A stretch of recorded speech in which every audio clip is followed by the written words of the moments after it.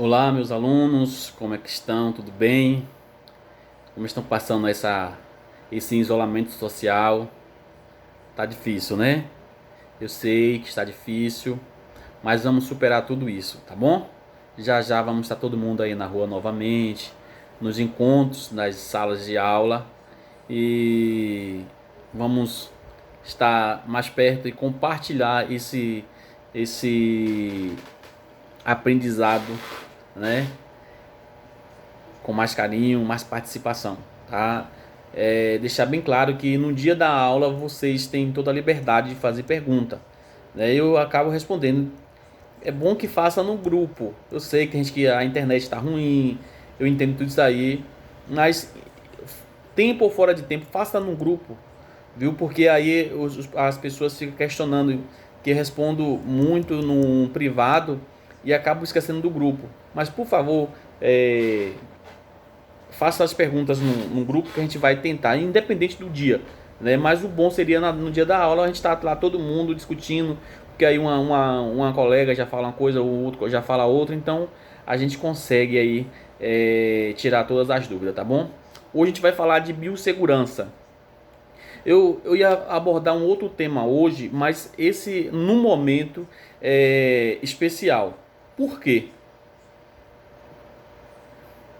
Primeiro, com esse momento de pandemia no mundo, né? Já foram, se eu não me engano, 2 médicos mortos aqui no Brasil, não sei se foi aqui no Brasil, e 11 da equipe de enfermagem. É, então, já nossa classe, né, fica bem na linha de frente. Na guerra, primeiro a chegar seremos nós, técnico de enfermagem, auxiliar, enfermeiro, médico. Então a gente fica sempre ali na linha de frente. Então, falar de biossegurança hoje é para uma aula para a gente não esquecer o resto da vida, principalmente em outros momentos que vai ter, como esse aí. Essa não será a última pandemia, né? Como não foi a primeira. Já passamos por H1N1, por Ebola, por sarampo, tem várias outras. A própria gripe, né, a influenza, já matou a gripe espanhola. Então, já matou muita gente também. Então, teremos uma outra doença, uma outra pandemia. Não sei se a gente vai alcançar ou se os nossos filhos, os nossos netos que irão. Então, de qualquer sorte, é preciso a gente ter essa aula porque a gente vai repassando, né? Quem sabe de uma forma bem dinâmica para as pessoas aprenderem, né, sobre a biossegurança. Biossegurança é um conjunto de estudos, técnicas e procedimentos que visam prevenir ou controlar os riscos, né, e a consequência da manipulação biológica e da atividade científica na área da biologia que oferece risco a adquirir doenças aos profissionais. Ou nossa, toda profissão insalubre, né? A biossegurança vai estar agindo. É importante, né, no serviço de saúde, porque a gente precisa ter essa proteção, né, e também ter aquela visão de prevenção de acidente. Eu não posso, se eu sei que ali vai causar um acidente ou que posso me contaminar, eu jamais vou fazer. Logo em seguida, eu vou falar sobre uma coisa que todo mundo gosta de fazer, mas que uma forma de você se prevenir de acidente. E eu já vi alguns colegas se contaminando por ter feito isso, né? Então esse conjunto eles tem que estar bem intrínseco em nossa mente para que a gente não venha dar esses vacilos, que às vezes são coisas mínimas, coisas bem simples que a gente evita um grave acidente, tá?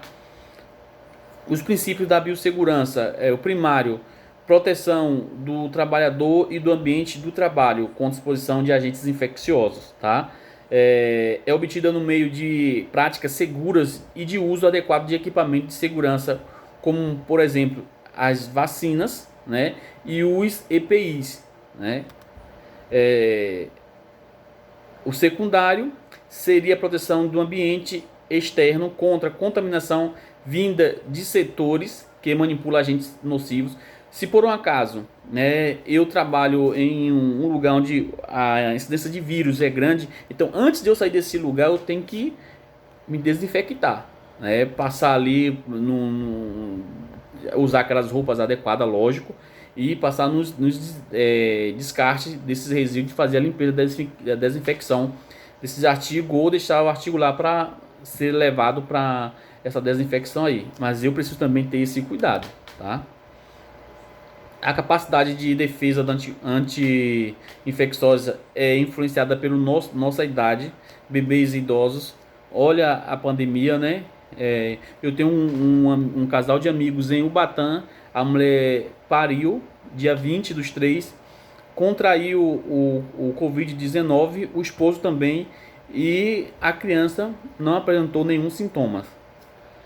Aí a gente, eu acredito que seja Deus, né? Eu acredito que seja Deus. Mas tem que ter esse cuidado aí, porque se não tiver esse cuidado, os agentes infecciosos, ele contamina mesmo. E se achar uma porta de entrada, então.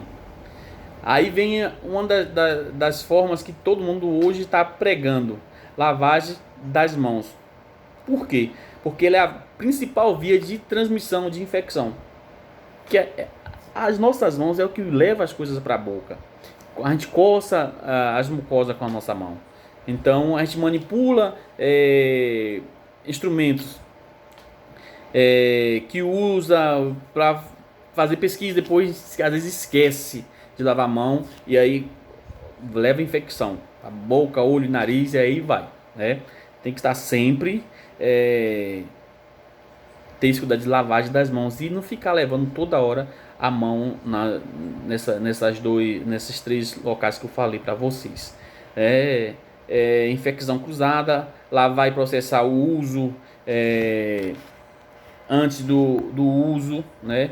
E os descartáveis também, tem que ter esse cuidado aí, tá? Eu tenho os 5 passos, eu vou fotografar para vocês, os 7 passos, eu vou fotografar para vocês e vou mandar, tá bom? Vou ver também se eu consigo mandar a aula logo, vocês vão ler com mais calma, para participar. Manipulação do material, cortantes e de punção. Primeiro, agulha. A gente nunca vai reencapar a agulha. Usou no paciente, né, fez a injeção, é por isso que você leva a bandeja. Jamais você vai pegar agulha, vamos usar esse cabo aqui, porque eu tô sem agulha. Aqui tem a caneta, peraí, aí, pronto. Aqui é a injeção, né, com a agulha, cai a proteçãozinha. Eu jamais vou fazer isso aqui, ó. Sabe por quê? Porque já viu que a agulha, ela é bem fininha, né? E às vezes eu posso achar, furar meu dedo. Aí eu posso estar levando contaminação para dentro do meu corpo. Um dia meu colega, ele se contaminou na caixa de perfuro cortante, justamente porque ele jogou de qualquer jeito, depois passou a mão. E aí furou e ele teve que sair de Nazaré e ir para Santo Antônio de Jesus tomar o coquetel. E é muito forte, então tem que ter esse cuidado aí, tá bom? Não reencapar, não dobrar agulha, nunca ponte, desprezar o perfuro cortante em recipiente específico, né? E o mais próximo possível. Separar os materiais descartáveis, cuidados com a seringa e os anestésicos. Tem que ter esse cuidadozinho aí, tá bom? Roupas e campos de uso de paciente. Transporte obrigatório em saco plástico, deve possuir um sistema de lavanderia própria, isso dentro do hospital, né? Toda a unidade de saúde deve ter uma rotina de limpeza, que é sempre pela manhã. Toda a rotina de limpeza é sempre pela manhã, tá? E amanhã e tarde. Você pode ir nesses hospitais aí fazer uma pesquisazinha, a hora que eles fazem essa limpeza é sempre pela manhã ou pela tarde. Equipamento de proteção individual dos EPIs. é o que mais está batendo hoje nas mídias, porque está faltando equipamento de proteção individual, né? Luvas, protege de sujidade, grosseiras, devendo ser usada em todo o procedimento e trocada após o contato, né? É,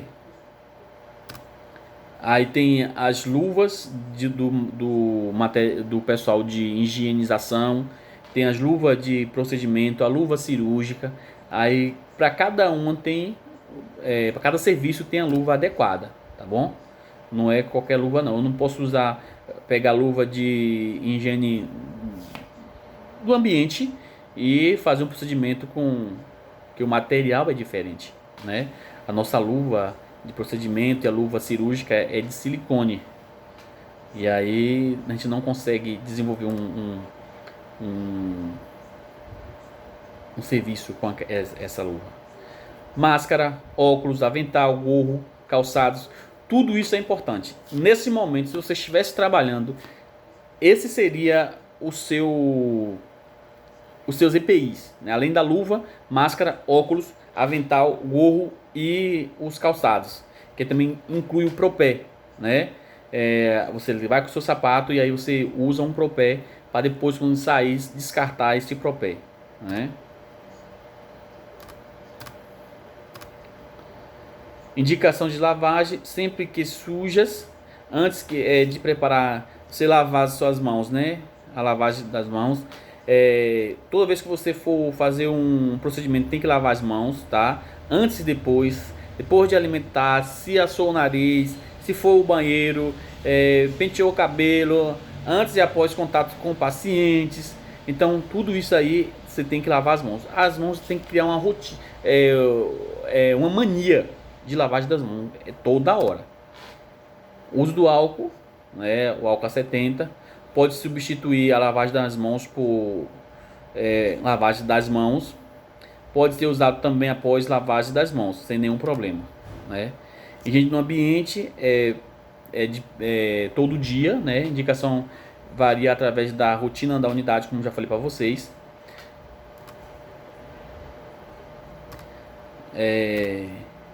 E aí vem a esterilização. Você tem que usar material para fazer qualquer procedimento em paciente. Se for curativo, tem que estar esterilizado, tá? Não é qualquer material. Pegou e for usar, não. Tem que estar limpo. O material tem que estar limpo, tá? E aí tem os processos de esterilização. A gente também não vai se ater a isso agora, porque não tem necessidade. Os tipos de autoclave, né?